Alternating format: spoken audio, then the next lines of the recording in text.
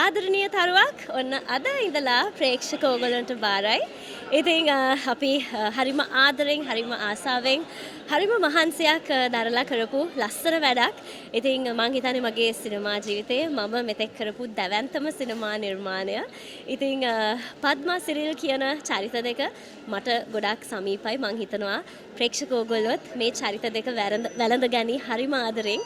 ඉතින් එන්න චිත්‍රපටිය නරඹන්න ඕගොල්ලන්ගේ අදහස් අපිත් එක්ක බෙදා ගන්න.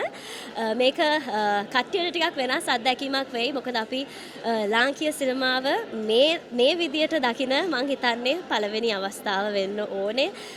මියුසික් ද කලර්ස් ද කොස්ටියුම්ස් ද කතාව මේ හැමදේම හරිම ලස්සනට ගලපලා අපේ ටීම් එක ඕගොල්ලන්ට දැන් අරගෙන අවිලා තියෙනවා. ඉතින් ආදරෙන් මතක් කරන්න ඕනේ දිල්ෂාන් අමරසිංහ අයියව. එයාගේ පළවෙනි සිනමා අධ්‍යක්ෂණය. ඒ වගේම මගේ අයියා සාරංග දිසාසේකරගේ පළවෙනි සිනමා නිෂ්පාදනය. ඉතින් ඒ දෙන්නට බොහොම ස්තුතියි මේ වගේ දැවැන්ත සිනමා නිර්මාණයකට මාව විශ්වාස කරලා තෝරගත්තට. ඉතින් අද දවසේ නරඹපු හැමෝගෙම අහන්න ලැබුණේ හරිම හොඳ හරිම පොසිටිව් ෆීඩ්බැක් එකක් චිත්‍රපටියට.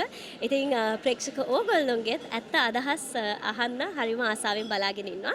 ඉතින් මං හිතන්නේ මේක සිනමාවට අපේ ප්‍රේක්ෂකයන්ට අලුත් හොඳ වෙනස් විදිහේ අත්දැකීමක් වෙයි.